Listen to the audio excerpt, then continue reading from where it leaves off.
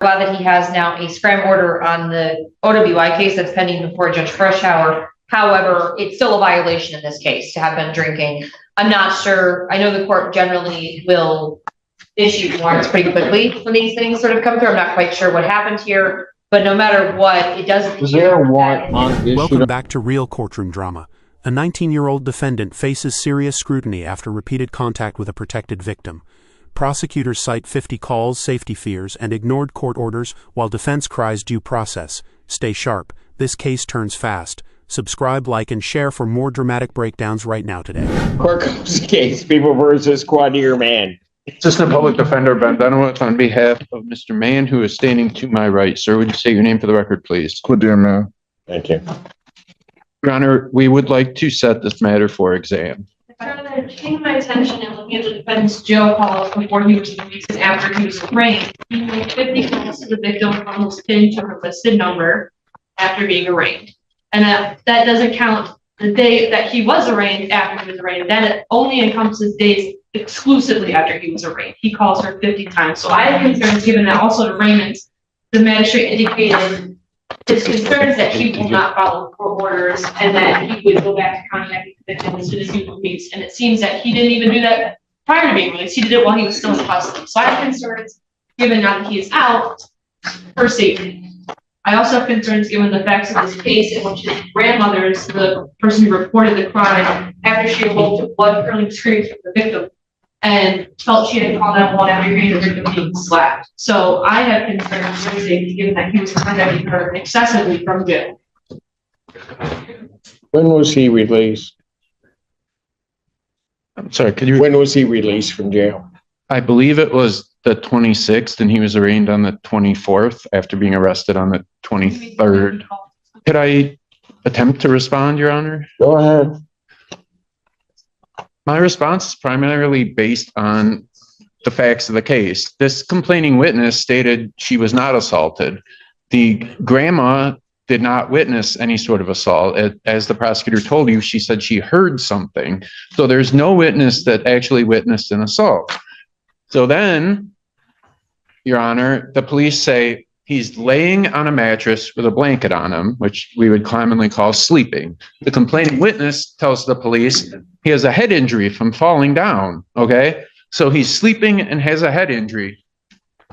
The facts of the felony charge in Washtenaw County in 2025 is that he had to be told 3 times to turn around and 4 times to back up. And that's a felony. And now we want to revoke his bond, which is basically a due process violation because you take away his trial right. His trial will be in about 8 months. Why am I taking away his trial right? Because if he's incarcerated, then it's make a get out of jail plea. I mean, he's talked to. It's not, counsel. And quite frankly, this court resents that you even make that argument that this court would be involved in violation of anybody's due process rights. He's given conditions. If he does not follow those conditions, he pays the consequence. I agree. I just indicate to the court, I don't think the person that the condition is regarding wants that condition. She didn't want any of this. And then there's a way in which that's taken care of, not by him continuously calling. He knows he's not supposed to be I mean, Your Honor, he's 19 and it's Christmas. I just asked the court to give him a chance until we have a date on the 13th. I mean, if this witness says he's contacting her currently, you know, she comes to court on the 13th and tells the court there's a bond violation. I clearly don't have an argument to that, but if the court would let him stay out to the 13th and he's not going to contact. I don't know what he's doing now. I mean, that's what part of the problem is. Part of the problem is that, and by the way, not only is your client entitled to due process, but the people are entitled to due process. Everyone is entitled to due process, and it is my job to make sure that it happens.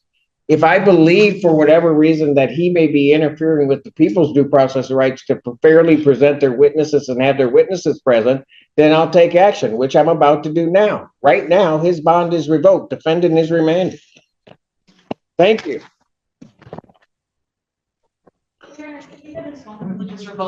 Yes, and his phone privileges while in jail are revoked. Put that, can you? Would Would the court only revoke as to the two persons with no contact orders? I'm revoking his phone privileges. Okay, thank you. State your name. Joseph Hafner Cantor. All right, what are we doing? Your Honor, we're asking for a preliminary examination at this time. Discovery is complete. Believe so, Your Honor. People have their witnesses available the 13th. Preliminary examination in person, January 13th, 2026, 9 a.m. before me. Where? Bond continued. Thank you. Right.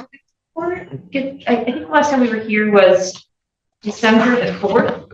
Pardon? Last time we were here was December the 4th. Here's the legal pivot. Bond conditions exist to protect witnesses and the process itself.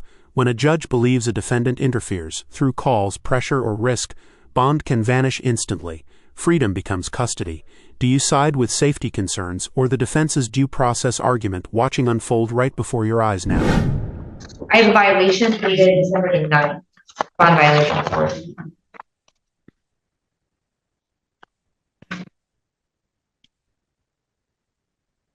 And we are in receipt of that, Your Honor. I did review it with my client. You have a bond violation? I do. Behind that, I need these in the front. So it does seem to indicate, We were here last on what day? I thought December the 4th. Yes, I have December 4th. And I've got, So it does appear that these tests were in the interim period between the last time we were here and this. Mr. Allen. With positive alcohol blows on the silver link. We've got a positive on December 8th. And then missed tests really through the 9th, early into the morning. So the 8th was at 11:37 p.m. 0.07. And then 04, probably the same alcohol, maybe a little bit more, by 8 a.m. that morning. So some 8 hours later, he's still blowing numbers. Except that then a little bit later, it popped up and then went down. So it looked like he was continuing to drink.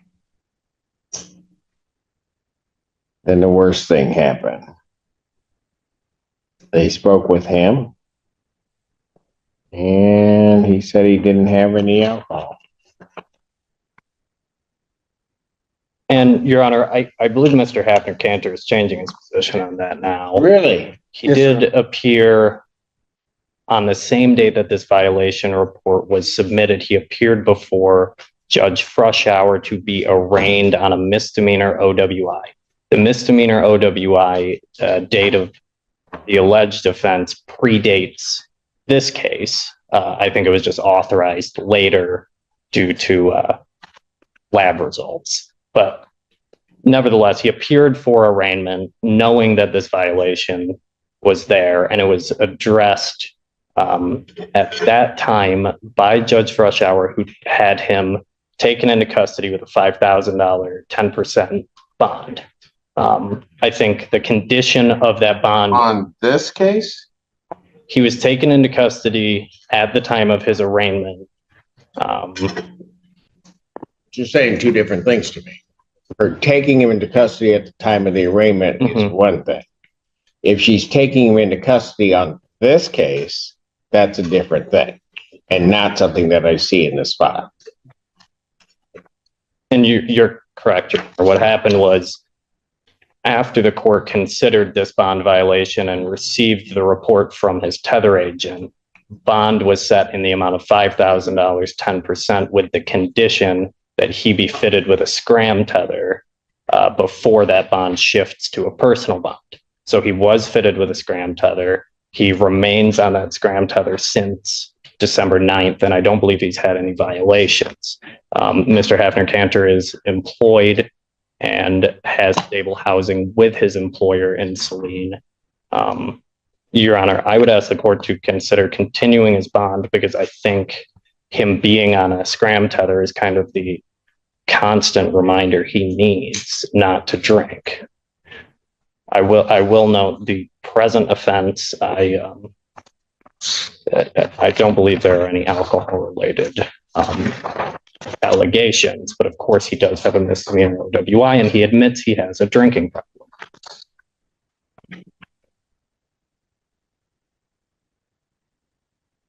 Yeah, but this response from the people.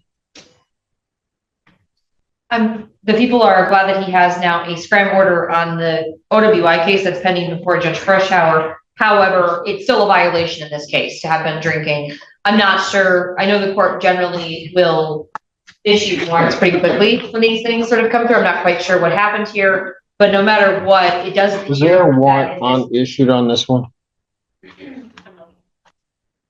It does appear to the people that alcohol is a significant problem for the defendant.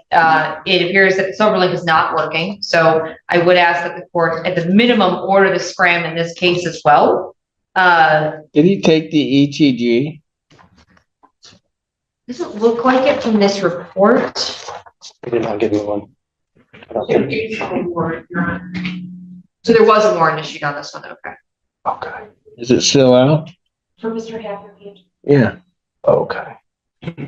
No, I do not see that one. Oh, you do not see that I one. do not see, no.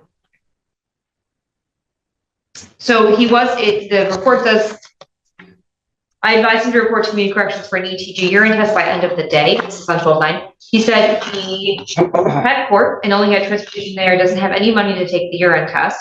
I advised him a violation would be sent, and I was affording him the opportunity to take ETG test to provide results with my report if in fact he was not drinking. And I just confirmed with Mr. Cook. Mr. Cook informs me that the defendant had a positive BAC coming into court. I'm not sure if that's related to this violation report or if it was actually going to court, but it does all appear to be on the same date, that December the 9th sort of time frame. So when did he appear before Judge Freshour? It looks like December the 9th, That's correct. What time? 9-ish in the morning. So she may or may not have been aware then, She was aware, she remanded him, and but was she aware that he was intoxicated? Mr. Cook's note indicates, and his communication to me indicates that he had a positive BAC coming into court. I'm assuming that means he was blowing numbers at court.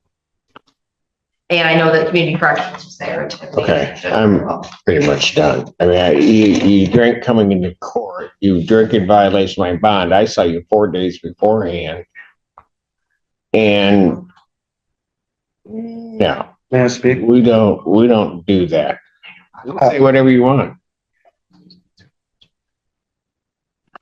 Your Honor, I think what Mr. Hafner kind of wants the court to consider is that since this string of events leading up to the court date on December 9th, I think he has pivoted and changed his position from denying So let the me get this problem. right.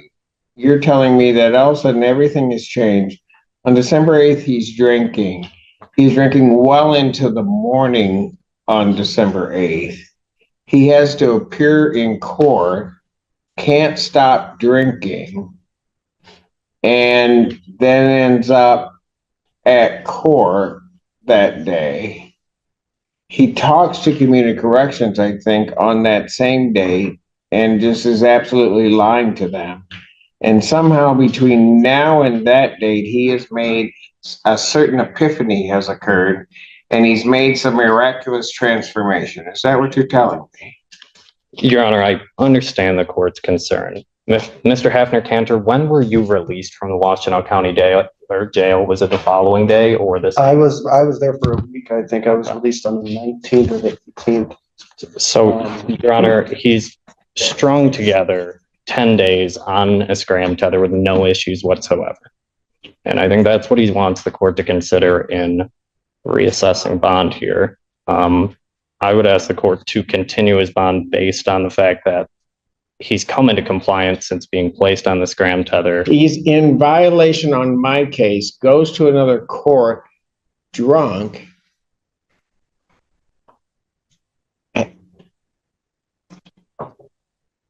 Your Honor, I would like to correct my record I made to make sure that it's accurate. Mr. Cook has let me know that he doesn't know if the defendant was individually touched at the court, but because he had the .04 30 minutes before the judge saw him, Mr. Cook's note was that he was drinking. So I apologize if that was confusing at all. I just want to make sure. So he wasn't breathalyzed at court, Now that Mr. Cook's aware. where But it's because it was 30 minutes before, there was an assumption that, which is a good assumption. it's pretty fair, yeah. Anything else? Your Honor, I know Mr. Hefner-Cantor's been in constant contact with his community corrections agent, and I know that his 3-year-old daughter, who he takes care of, is his biggest concern. I think he was dealing with some stress regarding a custody situation with respect to his daughter, and He's violated my bond.